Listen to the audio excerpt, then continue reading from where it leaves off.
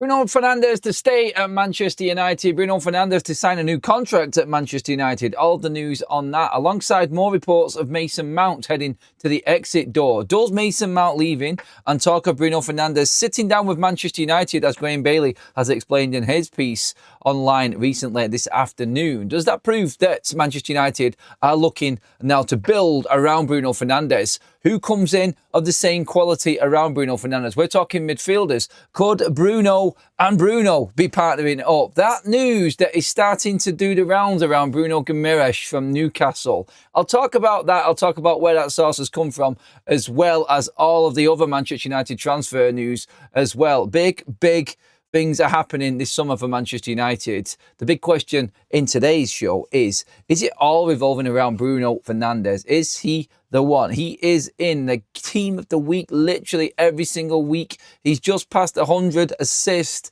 He is leading the way for chances created yet again. He is the best number 10 in the Premier League and right up there in the world right now. With more years and the fitness that he has got in the bag, could we be looking to build around Bruno Fernandes now that we've got the right coaching setup at Manchester United? It all works together.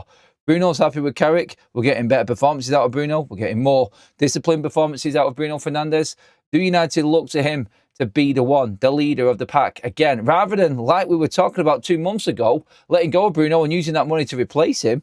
Is it, and has it, completely flipped because of the man himself, Michael Carrick? Again, he is really having an impact on everything that's happening at Manchester United. And more talk of what's happening in the future because of what Michael Carrick is doing at United is what everyone's talking about at the moment. And that's no different tonight on the show, or this afternoon, sorry. We are a bit earlier on the live show, by the way, if you're live with us. Get into the live comments. Appreciate you all dropping in a bit earlier. But if you're playing catch up later on the normal schedule, when we're normally about 6:30 live, please do get into the comment section below and give me your thoughts on this. Bruno, and another couple of midfielders in Man United's lineup next season. Yes, please. I mean, I've never talked about Bruno Fernandes because I don't think he's a target. I don't think he's possible to get. I'll talk about what's been said. And if there is a chance, don't get me wrong, I'm all in. Above everybody else that's been mentioned in that number 8 position. Give me him all day long. That's an elite baller right there. But Bruno Fernandes, first of all, and where the story has come from. That's where we're starting. Bruno stays. I am fully convinced this is simply because of what's happening with Michael Carrick. No one's going to convince me otherwise, but you make your own minds up of this. Bruno Fernandes is set to hold talks with Manchester United this summer to discuss the future. However, sources suggest that he has shown little intention of leaving Old Trafford. Discussions are expected to end at the end of the season, with growing belief on both sides that continuing together is the best path forward. Like Mainu and Maguire, Bruno is viewed as a key part of the club's short to medium term plans. See how they brought medium in there on that one, because look, how many years left has Bruno Fernandes got at the top level? That's a question that can be debated forever and a day. Look, he's one of the most fittest and most available players that I've ever known to play in a Manchester United shirt. The man doesn't do injuries. He's up there with Cristiano Ronaldo. Hardly ever injured, just keeps on running, has got an engine and a half. I know he's about to turn 31, but Kevin De Bruyne went on with Manchester City in their most successful period up until he was 35. This is that twilight period now for Bruno Fernandes where he's coming to the end. If you build a team around him and you say, like, Bruno's going to be here the next 3 years, for instance, then you could really start building a platform. Does this give Man United a chance to stabilise? Yes. Is there anyone better than Bruno Fernandes? No. And can we start looking to really build a team past Bruno Fernandes if he's still here doing the same thing and we haven't had to go out and spend a fortune on replacing him at number 10? Because let's be honest, Mason Mount isn't consistent enough, and Kobbie Mainoo in at number 8 at the moment, he's struggling fitness-wise, I think. Look, not desperately struggling, but he looks like he was blowing out of his ass at weekend. And I think that it's not just him, there's a few others, but I don't know if that bug or whatever it was that Maguire and Shaw had took hold of us as other players. I have no idea, but he looked like he was struggling. That's at 8, and he might do more at 10. So is it less of a commitment at 10? I just don't think Mainoo has got the get up and go in terms of like agility and speed of Bruno Fernandes. I think he's a little bit more of a luxury type of player. I'm taking nothing away from Mainoo's qualities here. I just don't think he's in Bruno Fernandes' stratosphere when it comes to playing at number 10. I'm sorry. People might disagree with me on that because you don't like Bruno, but they're the facts. The numbers don't lie. The consistency doesn't lie. And at the top level, doing them numbers is a big factor as to why Man United might actually be planning these talks come the end of the season with Bruno Fernandes. Not just to stay, but maybe there's an extension. Now, as far as I've read into Bruno Fernandes, he's contracted till 2027, and there is an option for the club to trigger an extra year going to 2028. Does Bruno Fernandes staying until 2029, 2030 really affect Manchester United that much? Look, I think the ship has sailed in terms of selling Bruno for the highest value. Going to 31, if he stays another year, you're into 32, 33, then you're pretty much losing the value then if you want to sell him. But you're gaining more, I think, in stability and being able to bring other players in and giving other players a bit more time to adapt. And then we see Bruno off. I would be completely happy if Bruno Fernandes stayed at Manchester United and played out his years at Manchester United, as long as he wasn't playing week in, week out when he got to the real back end of his career and it was solely relying on a 34-year-old or something like that to pull Man United out of the shit. This needs to be used as an opportunity rather than using Bruno as a saviour, I think, is the way that I look at it. An opportunity to give ourselves a bit more time to find a better player. If Bruno, who is still doing it at the top level now, is going to be able to do this for a couple more seasons. This, I think, is the important thing to remember, innit? It's not like we are saying that Bruno's the future. It's saying that Bruno can do this for another 2 years at least. And look, how long do players last? Manchester United, we're looking here. We're looking to get rid of Mason Mount this summer, who's been here 3 years, not done it. We're looking at Xerxes, we're looking at Agate, 2 years at the club, Rasmus Højlund, 2 years, and Nana, 2 years. Sometimes you make transfers and bring players in, and they're gone in 2 years. I would rather take a risk. And it's not even a risk. I would rather take Bruno for 2 years than Rick trying to bring in a replacement for Bruno, because I know he's still going to get better numbers than anyone else who comes in and replaces him now. Look, if you were rebuilding Manchester United if you were rebuilding Manchester United with £100 million for Bruno Fernandes, fair enough. But if Bruno Fernandes hasn't got them takers and there's no bid coming in and Manchester United can't max out, there's no point in selling him. That's how I look at it with Bruno now. And look, again, you can't replace him. You'd have to bring in 2 or 3 players to work and play a different way. And this is how I was talking with Bruno while we was working with Amorim. Obviously, Bruno Fernandes at 8 was dying, and it was easy to talk about Bruno leaving. But now he's back at 10 again and just dominating games and being a big part of what Michael Carrick done, which we're all buzzing over. I just don't see anybody else coming in and filling that void. Like, there's no one who can do what Bruno Fernandes does. And 2 more years of trying to find that player, I would take that if I got another 2 full years out of Bruno Fernandes. Look, at this point, I'm not looking to try and sell Bruno Fernandes and look to sell him to make money to bring someone else in. I think we're past that now. And if United get Champions League, we shouldn't even be worried about selling players to try and bring other players in. That player has clearly done well because we're in the Champions League and the Champions League money is coming in, so we desperately don't have to sell players to try and raise revenues to transform a squad again over the summer. It should be after this transfer window, maybe 2, 3, 4 signings max per summer after this, picking out the best players, recruiting properly. And if Bruno's there at the heart of that, well, these other players start to adapt to life at Manchester United and he sees his time out, then I think it's the right move to make for United. It seems like we've all changed our minds, mine included, from what we were saying back in the summer. And I was saying under Ruben Amorim that Bruno Fernandes, if a £100 million bid came in, then I'd take it. I've said that, and I'm very aware of what I said in the summer. I didn't expect the Amorim car crash to happen this season to the extent it did.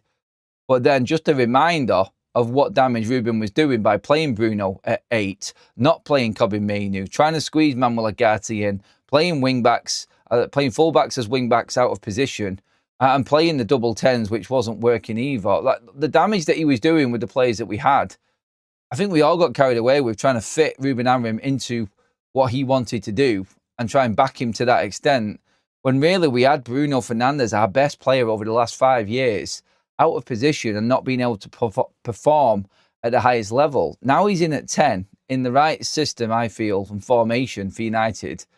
He's excelling again, and you cannot argue with the numbers.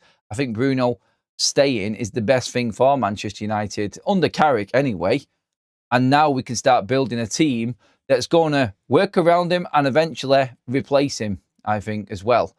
It would be nice for Manchester United to just see off a player, let him play out his contract. We haven't done it for a while, have we? We haven't allowed a player to just go and drift off into the sunset. That sounds bloody fairy tale-ish, doesn't it? But you know what I mean. Like, get the best out of a player who has given everything to the football club and then just allow him to leave because we've replaced him already and we can move on naturally rather than it being a desperate sale of a player just to bring in more average shit like it was before. I just think it makes sense to keep him right now. I'll get your thoughts on this because I also want to bring in the Mason Mount situation as well, because the story on Mason Mount is of what we said a couple of weeks ago and the other day also. Manchester United are prepared to listen to offers for Mason Mount this summer. The midfielder has struggled for consistent minutes since his 55 million move from Chelsea, with injuries disrupting his spell at Old Trafford. With just 2 years left on his deal, a departure is now a real possibility, and Aston Villa are among the clubs showing interest. That's come from Ekrem Konur as well. This was originally on Court Offside and Team Talk and Gimme Sport as well, this story. So it's starting to gather momentum and get legs now that Mason Mount is not wanted at Manchester United. And this is fully down to Ineos and their structure. We're not getting enough, and he's not worth keeping hold of. Cash in while you can, cut your losses. Just level out what we owe on him by getting a transfer fee in. And don't forget, and I've said this before, Mason Mount next season, he's on 250 grand a week wages because United will be back in the Champions League.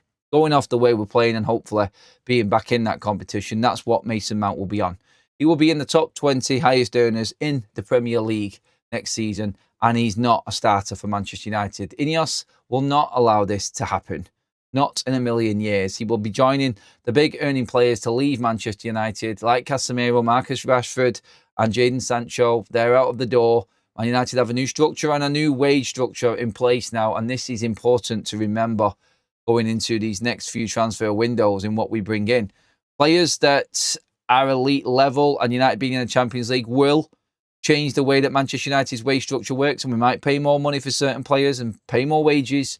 But they're not going to pay wages to players that are not first-team regulars. And Mason Mount, in his 3 years at the football club, has been nowhere near consistent enough to warrant 250 grand a week. This was a Murto classic at United. And stories of Mason Mount now being open for offers from Manchester United, and they're looking to sell, coincides with the Bruno Fernandes talks, I feel, because Mason Mount would naturally be a 10 replacement for Bruno in our ranks.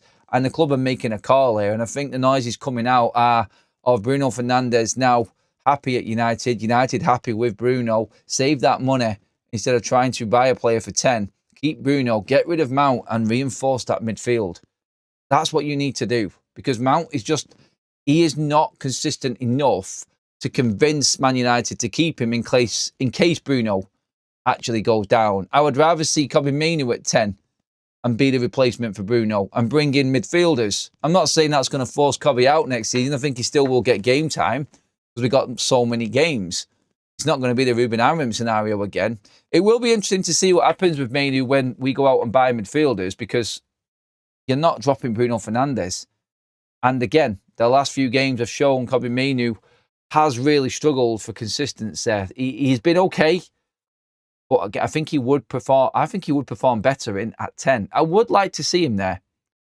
I just don't know how he fits in with Bruno there again. I don't want to start calling out that same problem that we had with Ruben Amorim in at number 8. I think Kobbie can play 8, and he's shown that so far. We'll see how he performs against Newcastle on Wednesday. That is going to be a big test against that midfield, a huge test. So yeah, let's see first of all if he turns the corner again and starts playing well at number 8.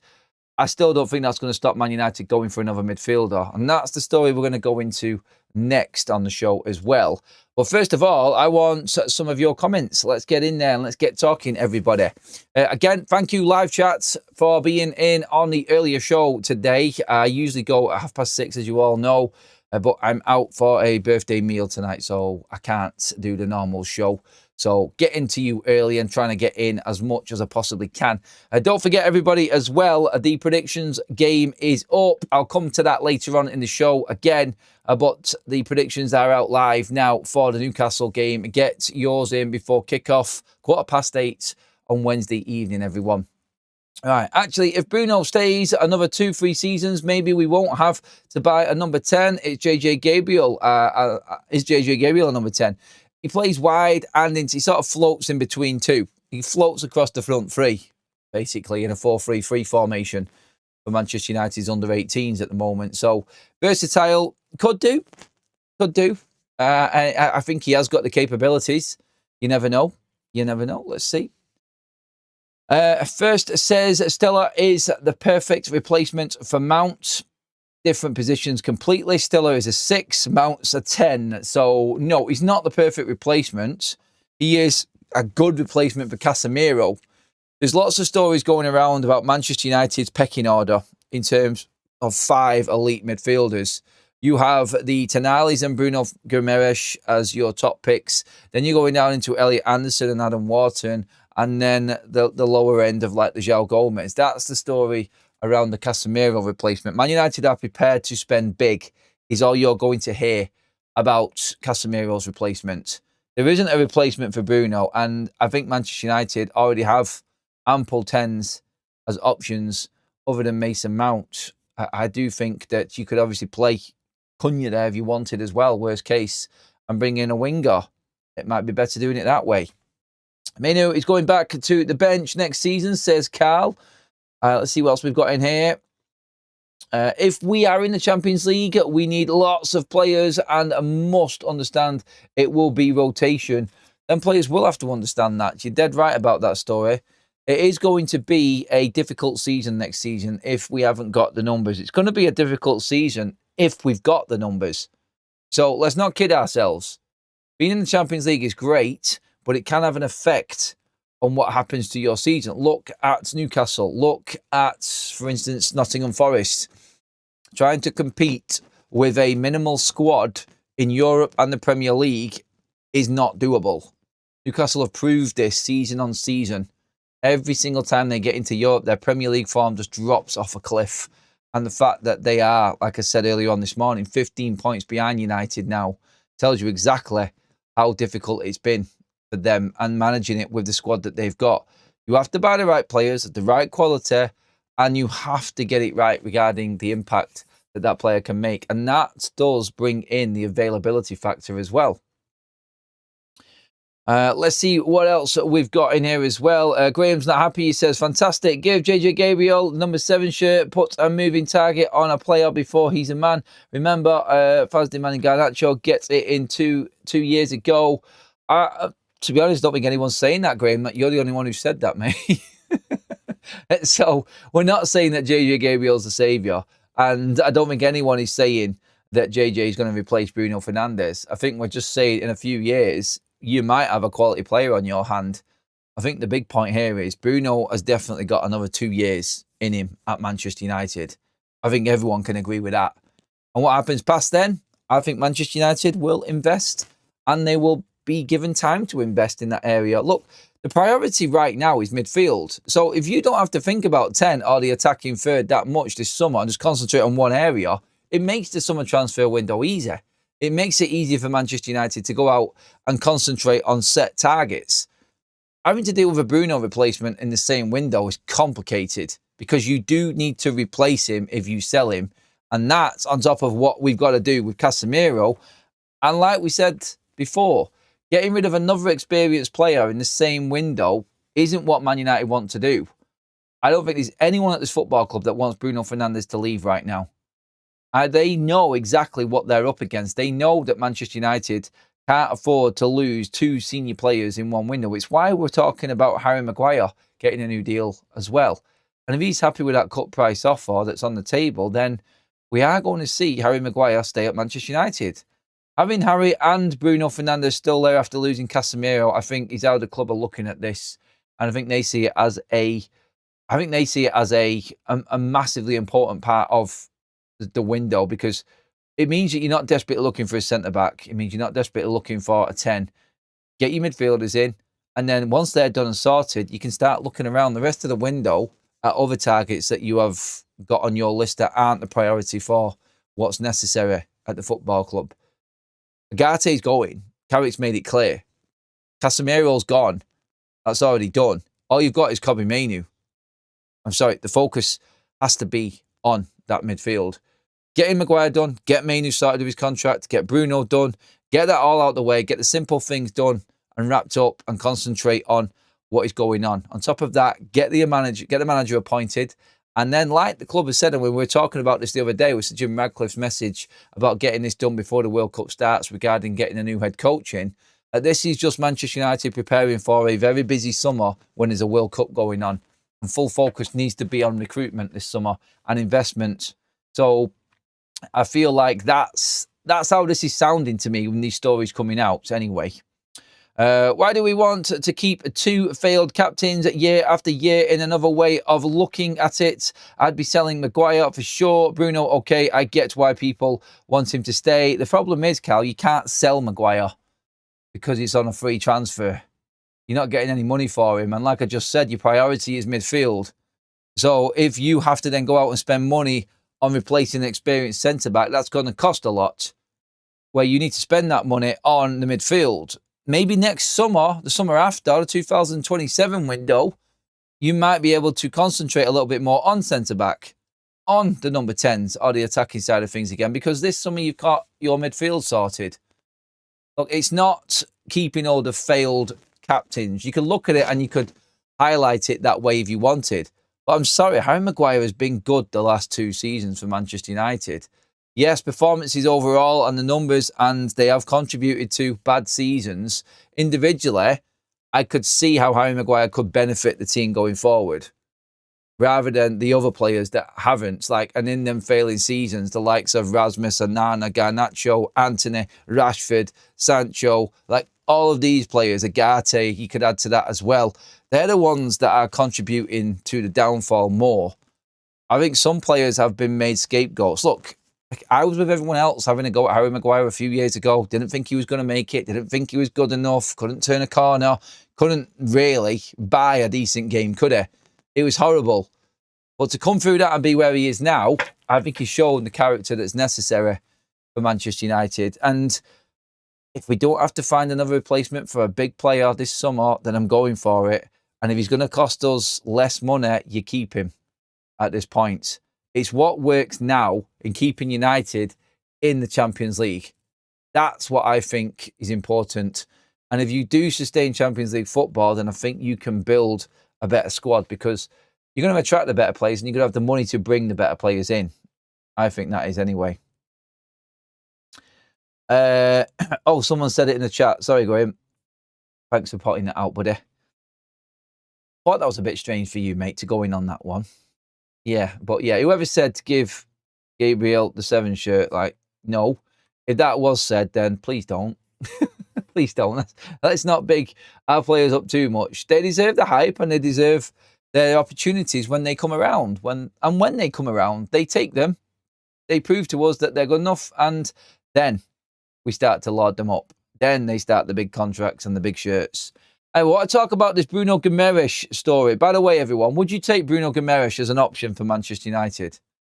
Just let me know. Get into the chat and talk to me, please, everybody, because this is a very, very interesting one for me. And I said it at the top of the show.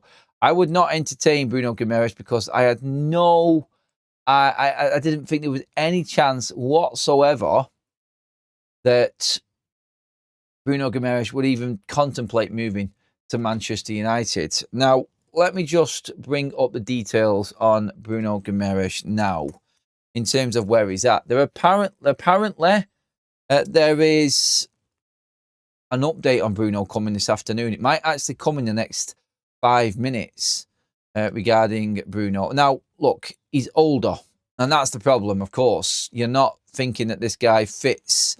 He doesn't fit the Ineos mould in terms of age profile and whatnot. He's 28 years old. So he's 29 at the end of this year. So November, basically. So you're buying an older player again.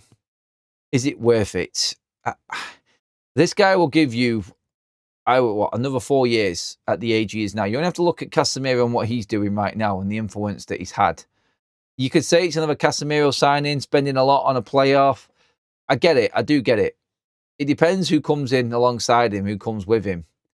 Now, Bruno Fernandes only goes to Manchester United if Newcastle don't get European football. That's looking more and more likely as the days and weeks go by at the moment. Would you buy a 28-year-old Bruno Fernandes from Newcastle? I don't think he will cut. I'm still convinced he won't come, but this story has come from, it's come from Diario AS, which is the biggest publication in Spain, but it's come from a reporter, a journalist, Eduardo Burgos, who is a specialist in South American football. And the whole story is around Casemiro saying that Bruno's the best to come in. Obviously, international duties, good teammates at Brazilian international level, and maybe that's where this has come from. Maybe it's bigger or being bigged up more than what it should be. Look, Bruno Fernandes' numbers speak for themselves. He is very, very close when it comes to Bruno Fernandes type numbers, like 9 goals, 5 assists for Fernandes, 14 goal contributions from midfield this season. That's a lot considering he's an out-and-out midfielder, central midfielder, not a 10 in that area of the pitch when you'd expect them to be on the end of more. To get them sort of numbers, and I said this before again, look, I get the age. I get that he isn't the right type of profile of player for United. Do we get a good 4 years out of Bruno Fernandes? I think we would. Would he be open for a challenge at the end of his career? One more big move, one more big deal? I think he would. On that side of it, there's something just telling me that Newcastle would never sell Bruno to Manchester United anyway. And until this big update on this story comes out, I'm still going to just put that on the shelf as one of them moves that Manchester United would have loved to have made a few years ago and probably is a little bit too late to do now. If United went out and spent big money on Bruno, I think the question here is, would we have a problem with that? I don't think that that's too much of an issue for United. I don't. Let me just check the live chat actually on this one, because would you spend that money on Bruno Fernandes? Would you go? It's people there saying he would want high wages. Bruno Fernandes will be expensive and would want a huge salary. Of course he would. He's at the end of his career. Why are we talking about Bruno wanting a huge salary and that being a problem? This is what the conversation should be. I mean, when you look at Bruno Fernandes, has he not proved that he is one of the best midfielders in the Premier League? Season in, season out.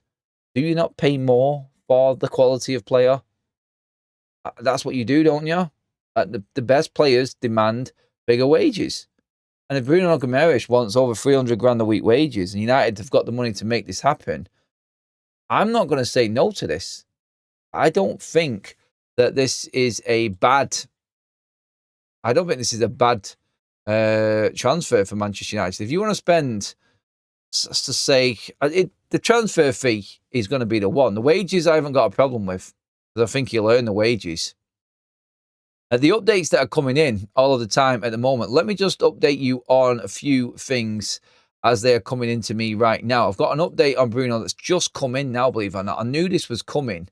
But Manchester United have registered genuine interest in Bruno Fernandes and initial contact has been made. United are assessing whether to advance further with internal discussions ongoing. Casemiro has also spoken with Bruno Fernandes in recent weeks. Newcastle financial position is being closely monitored by United, who are aware of potential market opportunities alongside Bruno. They are interested in Tonali and Gordon. Elliot Anderson remains a top midfield priority, though.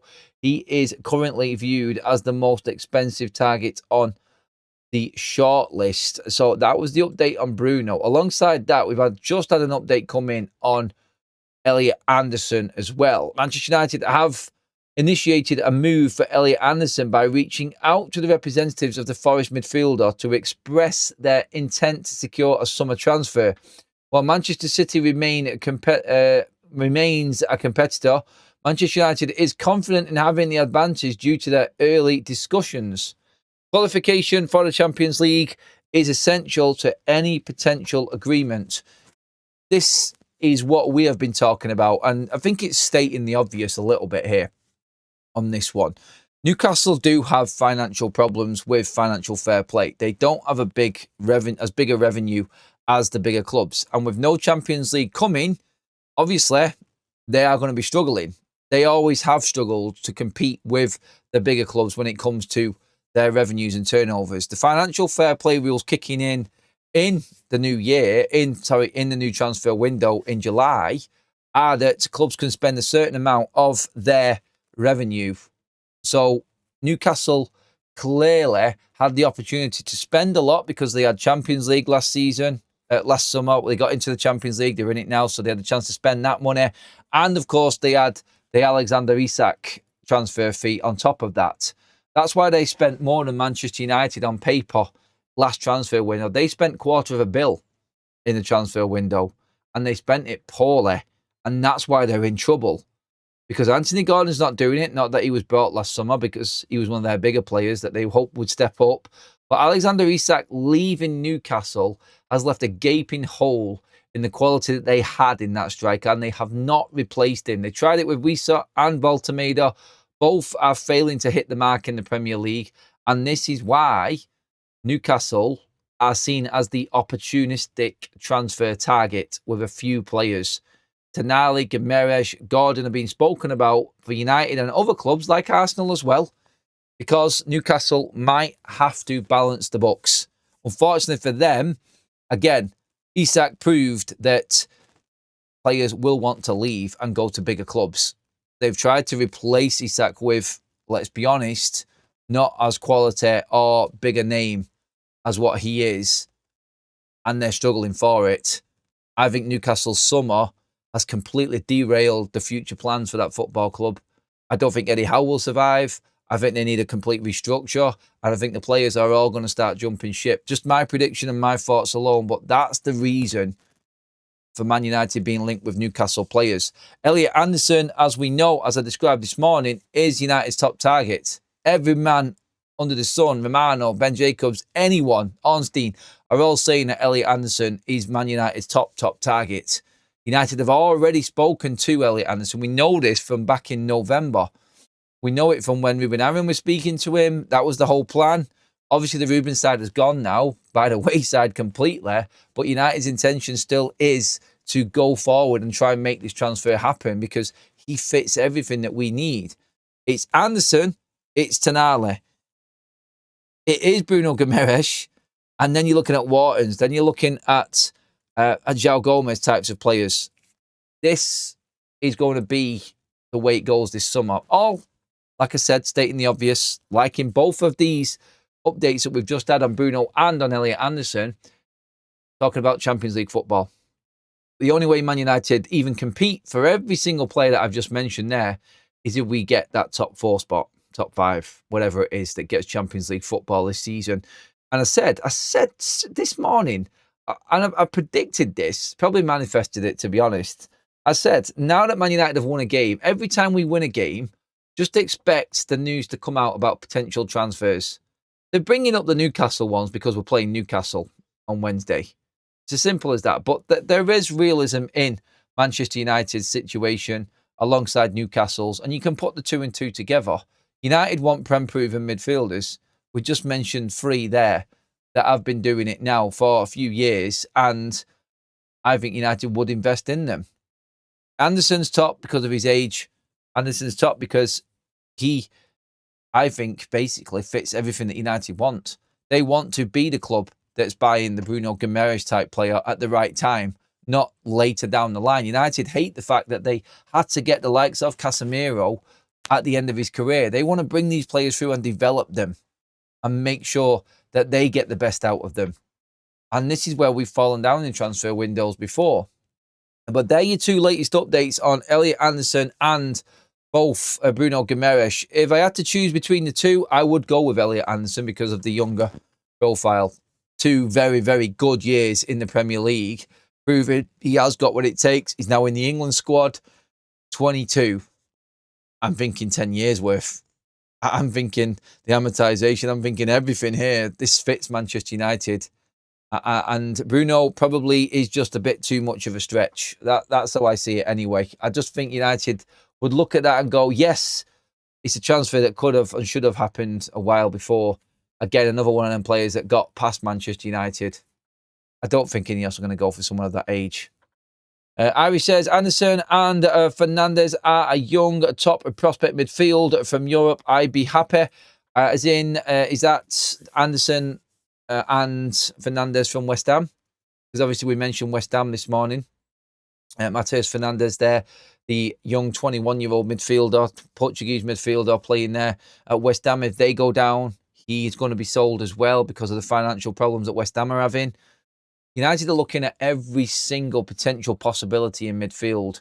And again, keeping Bruno, keeping Maguire, gives us full focus on this situation. And that's why we're talking about Bruno Fernandes staying at United. This is why I think it's the right decision to keep Bruno Fernandes. Make sure that you do hit the likes on the video if you're enjoying the content. And of course, you're happy with these transfer stories. Let me know. I want you all in the comments section and in the comments after the live is finished, please, everybody. Malik says, I think signing Bruno Fernandes would be bad because if we look at the Liverpool model, when they bought midfielder, I think that buying quantity and quality is essential. He is quality, though. Are you saying he's going to be too dear? I think Elliot Anderson will cost us a similar price to Bruno. It's all going to come about at the end of the season from the Champions League placings, obviously. So, Anderson, 2 other midfielders, I'm happy with that. I am. Imagine United go out and get like Anderson, Stiller, and a finale or something like that sort of setup. That would be gold, wouldn't it? That's what we want to be seeing, isn't it? I wouldn't mind Cole Palmer if Chelsea miss out on European football. That's the type of level of play you need to replace Bruno. I'd let Cole Palmer just stew a little bit and see how that develops. If the chance comes for, like we've said before, Morgan Rogers or a Cole Palmer, then you're talking when it comes to potential, and I say potential on purpose, Bruno Fernandes replacements, because I don't think either are as good as Bruno Fernandes. It's a big shout, that, isn't it? They could be in the future, but still Bruno's top dog all day. I just think Anderson will be too big on the wage front for us. I know we say spend, and I get, and I agree, but we've seen Ineos seem to have a 200 cap. City will offer a lot more. I don't think they're going to cap. I don't think they're going to cap any big transfer at 200, though, Cal. I think they will push the boat out for the best, and I think they know they have to because they're now in Champions League. I do think, look, the signings that Ineos have brought in have all been without Champions League football. So none of them signings get a pay rise this summer. That's a certainty. I think Elliot Anderson comes in on Champions League wages. I think he's full on international. I think they would push the boat out more. I think Elliot Anderson, I mean, what is he going to demand? I think him and Gibbs White, I think, are reportedly on around about the 150 mark now. No, I don't. No, Gibbs White is. I don't think Elliot Anderson is, actually. He's on less. But what's Elliot Anderson worth wage-wise? You tell me in the live chat, people. Is he worth 250 grand a week wages with bonuses? Is he worth 300 grand a week wages? Should we be giving that to that type of player? When you look at it, I mean, when you look at the top earners, I think Tajinji Reinders is on about 270. Something like that at Manchester City, if I can remember right. I'm sure he's in the top 20 earners in the Premier League. There are some big earners from the Manchester City squad in that top 20 players. I mean, would you go that far? How much would you spend a week on wages? Tell me, everybody. What is Elliot Anderson worth? Get into the live chat. Does he saying 200? Palmer is class. You can see in the way he moves with the ball. Perfect Bruno replacement for me. That's the level, yep. 80 to 100 million. Not so, apparently. Ben Jacobs said no more than 70 million. And if we get Elliot Anderson for 70 million, I think he is worth 250 to 300 grand a week wages. I think he is that good a player. Pete says 225 a week. There could be loads of incentives. To 85 tops, says Gray. Behave yourself. Oh, you right. Okay, you're not talking about wages. Sorry, Gray. Sorry, you're having a conversation with Nico on that one there. I think that was about the price. 150 a week and earn your way to 200 plus a week. Not going to work. 180 base with performance bonuses, says Irish. he's going to be on about. I think he's going to be a 250. I think that's. He could go to Manchester City, so why would he say I want 250? He could then say that this is a money grabbing player and we don't want that type of player at Manchester United. You're in the Champions League now, and look, the wages are wages. He knows he's going to get a lot of money, whichever club he goes to. It's about them incentives. I think United need to package this better than Manchester City, rather than it just be the wage. They need to be selling him the dream. They need to be selling him the future of him being permanently in that midfield at the club. That's what we need. Anyway, that is your show. All that's left for me to say is don't forget to get your predictions in now for the Newcastle game. It is live, everybody. Get in there now. As you can see on the screen there are your options on this week's game, everyone. So get in there now. You only have to pick 2 of these to join our leaderboard and be with a chance of winning a prize. Anthony Gordon will score a goal or get an assist. Matthias Cunha will have more than 2 shots on target. There will be under 3 goals in the match. Manchester United will score 2 or more goals in the game. Newcastle will have less than 6 corners. All of these are yes or no answers. Sweepstake format, everybody. You can play for free or wager yourself up. The other 2 on the list are there will be over 1 goal in the first half. So 1 or more. No, there will be 2 goals in the first half. Sorry, that one reads. So you have to have 2 goals in the first half. There will be under 10 corners in the match. There are your 7 options, everyone. Simple yeses or nos on them. And please do get in as quickly as you can. Get in before kickoff tomorrow. On Wednesday evening. So you've got a bit of time left yet. But what do you reckon? Get in there now. Get on our leaderboard. Join the few that have done from this morning as well, everyone. As you can see, we have just started it now this morning. So get in there now and get your predictions in for the Newcastle game, everybody. You can win big. You can be part of the draw for the 25k, which we do every single month on Big Up. You could be one of the winners of one of the OK Jersey shirts. 5 people on our leaderboard will be given one of the tops, football tops on OK Jerseys, our matchday sponsor as well, and you can wager yourself up. The winners from the game against Crystal Palace for the OK Jerseys tops. I'm sorry, again, a tiny little bit of delay. They haven't been sent through to me yet, so I don't want to give them out until I've definitely got the go-ahead.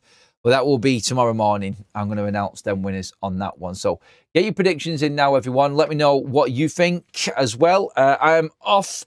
Thanks for tuning in, everyone. I really appreciate you coming in early as well on the show. I know it's not our normal time live, but I appreciate you all as always. Thank you very much again, everyone. Thank you, mods. Please get your comments in below. Give the video a like. Make sure you hit the subscribe button here on For Every Night TV. And I will see you all first thing